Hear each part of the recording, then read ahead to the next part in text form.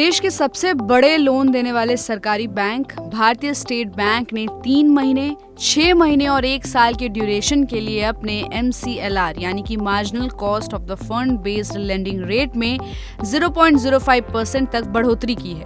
ये नई interest rate 15 नवंबर से लागू हो गई है और ये सब बदलाव आपकी EMI पर असर डालेंगे क्योंकि MCLR पर बेस्ड इंटरेस्ट बढ़ सकती है। तो आइए इस वीडियो में आपको डिटेल में समझाते हैं पूरा प्रोसेस।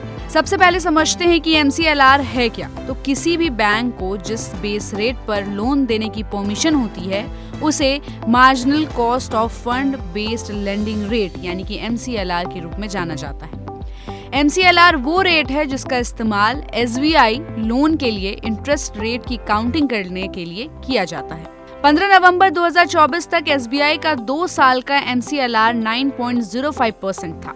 MCLR रेट्स बढ़ने का ऐलान नई रेट्स के तहत SBI की 3 महीने की MCLR 8.50% से बढ़कर 8.55%, 6 महीने की MCLR 8.85% से बढ़कर 8.90% और ऑटो लोन से जुड़ी 1 साल की MCLR 8.95% से बढ़कर 9% हो गई है। ओवरनाइट और 1 महीने की MCLR 8.20% पर बनी हुई है, जबकि 2 और 3 साल की ड्यूरेशन के लिए 9.05% और 9.10% है। वहीं साल 2016 में शुरू की गई MCLR बैंकों की लोन लेने की लागत को दिखाती है, जिसका उद्देश्य उधार दरों में ट्रांसपेरेंसी लाना है।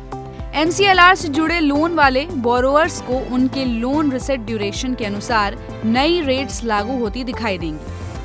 ज्यादातर रिटेल लोन जिनमें घर और ऑटो लोन शामिल हैं, MCLR रेट से बंधे हैं, जिसका मतलब है कि इस रेट के एडजस्ट होने पर बोरोअर्स की EMI में बढ़ोतरी हो सकती है। वहीं सितंबर में HDFC बैंक ने अपनी marginal cost of lending rate यानी कि MCLR में बदलाव किया था।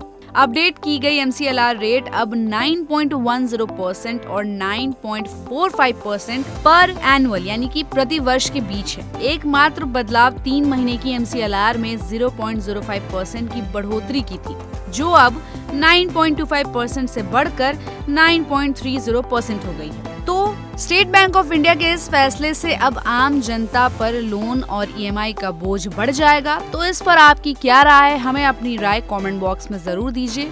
हमारे चैनल को लाइक और सब्सक्राइब करना बिल्कुल भी मत भूलिए।